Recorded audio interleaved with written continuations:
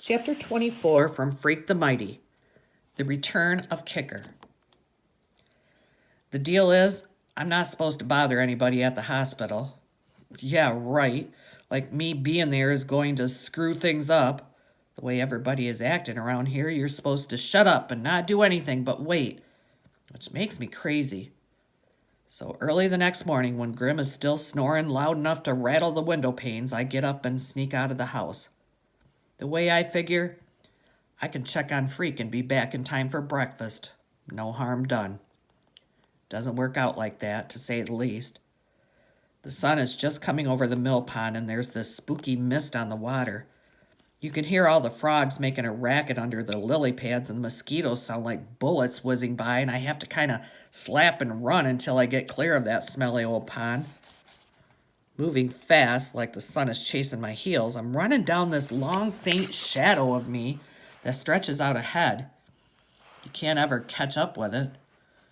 I'm thinking with my feet, like the rest of me is still asleep. Not that I'm completely alone. There's this one old guy, he's actually out cutting his lawn. He's got these headlights rigged up on his rider mower, and he's wearing pajamas too, like it's normal. Everybody does it. When I get to the hospital, the streetlights are just starting to click off. The lobby is empty and there's nobody at the desk to tell me I can't be visiting patients at the crack of dawn. There are plenty of nurses in the ICU, though, and they see me coming. This one woman runs right out from behind the telemetry station and she's got her hands up to her mouth, and I'm pretty sure she's trying to shush me even though I'm not making any noise. She's not telling me to be quiet, though. She's saying, "Oh my God, you must be Maxwell," even though she's never seen me before in her life. I go, "Is Kevin back yet?" Oh dear, she says. "Is he going to be okay?" "Oh dear," she says. "Oh dear." Now more nurses are coming out of the ICU. One of them is this one I accidentally bumped into yesterday, and when she sees me, she goes, "Oh, we better page Dr. Spivak. Kevin was her patient." That's when I noticed that some of the nurses are crying and looking at me strange, and all of a sudden I just go nuts. Just go nuts. I'm saying, "No way. No way." And this nurse is trying to throw a hug on me and I push her away.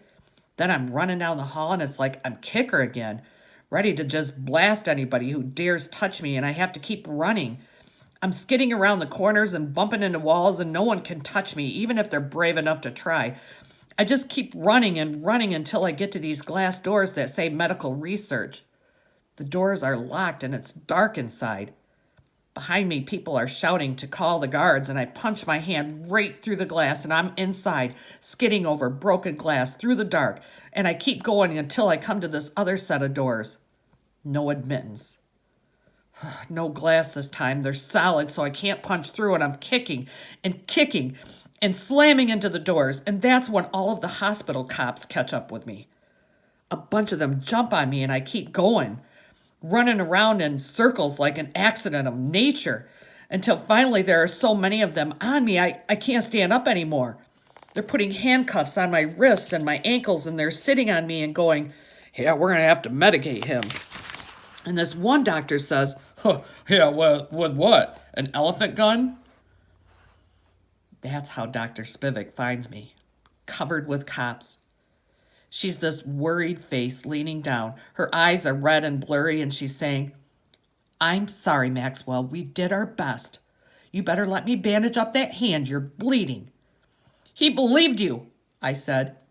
"You said you could give him a new body, and he believed you."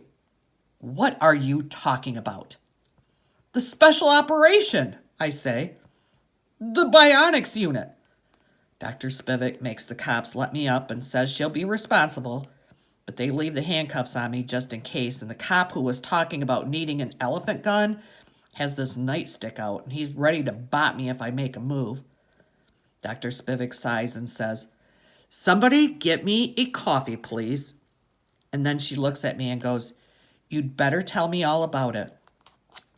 So, while she's bandaging up my hand, I tell her about how Freak has been coming to the medical research lab every few months to get fitted for his new bionic body, and Dr. Spivik's face goes soft and she nods to herself and says, "Well, that explains it." "It was all a lie, wasn't it?" I say. "You were just telling him that so he wouldn't be scared." "Oh, you know better than that, Maxwell. You couldn't lie to Kevin. I tried a little fib on him when he was about 7 years old because I didn't think a child could handle the whole truth. And you know what he did? He looked it up.